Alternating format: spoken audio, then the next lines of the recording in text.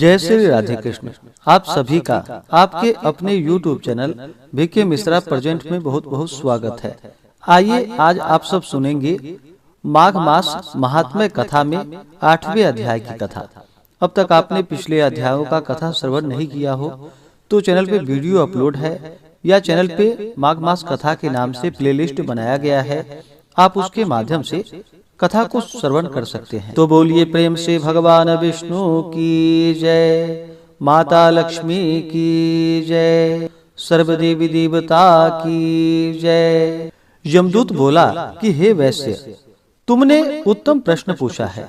तुम इस समय पाप रहित हो, दूसरे की सेवा में तत्पर होते हुए भी प्रेम पूर्वक तुमसे यथा बुद्धि कहता हूँ। सुनो, सब आवश्यकताओं में कर्म, मन और वाणी से जो सदैव दूसरों को दुख नहीं देते, वे यमलोक में नहीं जाते। प्राणियों की हिंसा करने वाले मनुष्य वेद, दान, तप और यज्ञ से भी किसी प्रकार उत्तम गति को प्राप्त नहीं होते।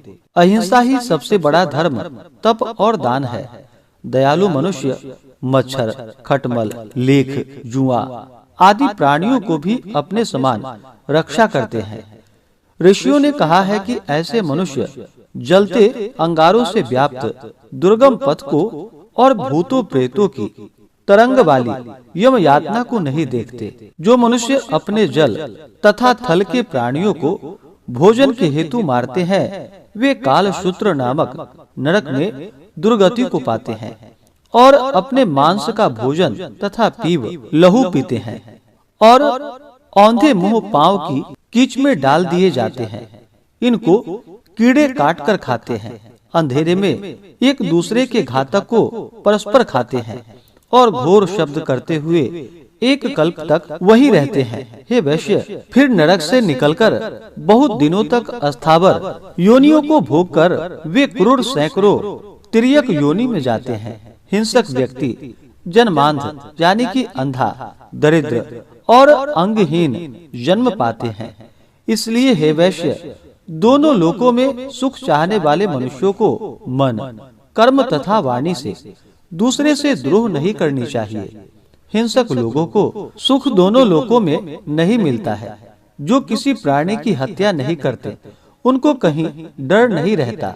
जिस तरह सीधी और टेढ़ी बहने वाली नदियां समुद्र में ही मिल जाती है, उसी तरह से सभी धर्म दृढ़ रूप से अहिंसा में ही प्रवेश करते हैं। हे वैश्य, जिसने प्राणियों पर दया किया, वह सब तीर्थ में नहा चुका और सभी यज्ञों में उसने फल पाया। हे वैश्य, जो अपने वर्णानुसार शास्त्रोक्त धर्म का पालन करते हैं, वे यमलोक में नहीं जाते। ब्रह्मचारी, गृहस्थ, वानप्रस्थ तथा यति सभी अपने अपने धर्म में तत्पर होकर स्वर्ग में ही निवास करते हैं।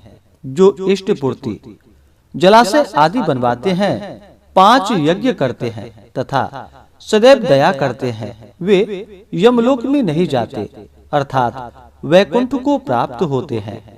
जो ब्रह्मचारी हैं, वेद पाठी हैं और नित्य अग्निहोत्र करते हैं, वे स्वर्गगामी होते हैं। जो दीन वचन नहीं बोलने वाले सूरवीर, जो शत्रुओं से लड़ाई में मरते हैं, उनका वास सूर्यलोक में होता है। हे वैश्य, लूले, लंगड़े, बाल वृद्ध, अनाथ, शरणार्थी, ब्राह्मण तथा गरीब का पालन पोषण करने वाले स्वर्ग में सदा आनंद पाते हैं। कीचड़ में पड़ी गाय को तथा ऋषि ब्राह्मण का कल्याण करने वाले, गाय को चारा देकर सेवा करने वाले, बैल की पीठ पर नहीं चढ़ने वाले वैकुंठ वासी होते हैं।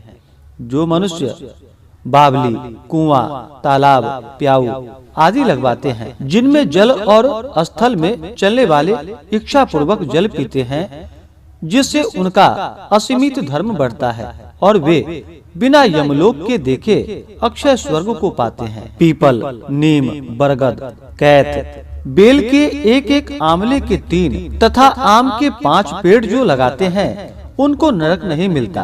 5 वृक्ष लगाने से अच्छा 10 मंजिल का घर नहीं, क्योंकि पत्ते, फूल, फल और मूल से पितरों का भली प्रकार तर्पण होता है। मार्ग में धनी छाया वाले लगाए हुए वृक्ष अग्निहोत्र स्त्री तथा पुत्र से भी विशेष फल देने वाले होते हैं। जो मनुष्य वृक्ष लगाता है वही दानी तथा सदैव आनंद करने वाला होता है। अच्छी छाया वाले फल तथा फूलों से युक्त मार्ग में लगाए हुए वृक्षों को जो मूर्ख काटते हैं वे चिरकाल के लिए नरक में निवास करते हैं। हे वैश्य, जिस घर में तुलसी का वृक्ष रहता है वह घर तीर्थ के समान है, जहाँ यमदूत निवास नहीं करते। तुलसी बोने वाले के पीत उसकी सुगंध से देवलोक में उतने ही हजार वर्ष रहते हैं जितने बीज और दल इनमें होते हैं। नर्मदा तथा गंगा में स्नान तथा तुलसी दल का स्पर्श, यह तीनों बराबर है। तुलसी की सेवा करने से वाणी, मन तथा शरीर से किए पाप नष्ट हो जाते हैं। हे वैश्यवर, हर एक पक्ष में द्वादशी के दिन ब्रह्मा आदि भी तुलसी की पूजा करते हैं।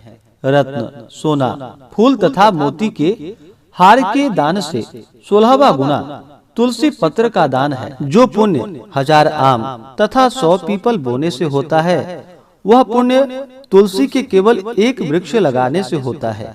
जो तुलसी की मंजरी से हरि की पूजा करता है वह पुनः गर्भ में नहीं आता। हे वैश्य, जो मनुष्य रेवा नदी में पैदा हुए शिवलिंग की तथा स्फटिक के रत्न के पत्थर के कहीं तीर्थ में, पर्वत पर या वन में रखी हुई शिवलिंग की पूजा करते हैं वे सदैव ओम नमः शिवाय इस मंत्र का जप करते हैं।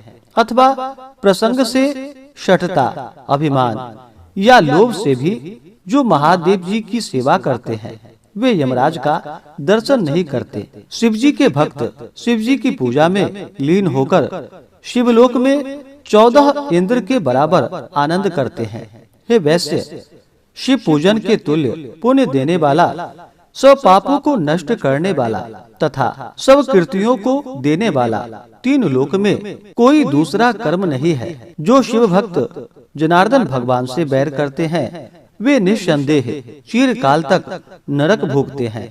दान, अन्न, फल, जल शिव निर्माल्य को भी ग्रहण न करे, उसका उल्लंघन न करे, परंतु सबको कुएं में फेंक दे। जो मनुष्य मक्खी के पैर के समान भी शिव निर्माल्य लेते हैं वह कल्पांतर तक नरक में पड़ता है।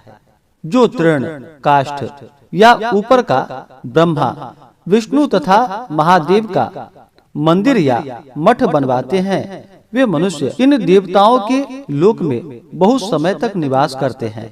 हे वैश्य, जो लोग धर्मशाला, गौशाला, सन्यासियों, ब्राह्मणों के लिए घर तथा गरीब दुखियों के लिए कुटी बनवाते हैं वे लोग इंद्र के भवन में वास करते हैं।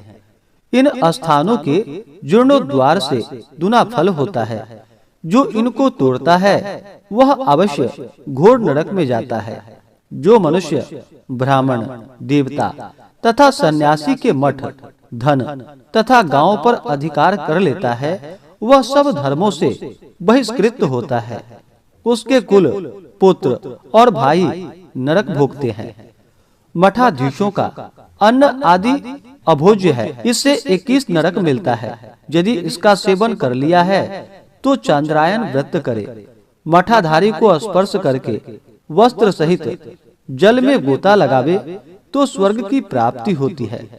ब्रह्मा, विष्णु तथा शिव के पूजन के लिए जो बगीचा लगाते हैं वे देवलोक में निवास करते हैं। जो मनुष्य सदैव माता, पिता, देवता और अतिथियों को संतुष्ट करते हैं वे अनंत समय ब्रह्मा जी के उत्तम लोक को जाते हैं। इस प्रकार से माघ मास महात्म्य कथा में 8वें अध्याय की कथा पूर्ण हुई। तो बोलिए प्रेम से भगवान विष्णु की जय, माता लक्ष्मी की जय, सर्वदेवी देवता की जय। इसी प्रकार से अगर आप सब आगे के अध्यायों को सुनना चाहते हो, चैनल पे नए हैं तो चैनल को लाल बटन दबा करके सब्सक्राइब करें, साथ में बेल आइकन घंटी को दबाएं ताकि आने वाली वीडियो का नोटिफिकेशन आपको समय से मिलता रहे।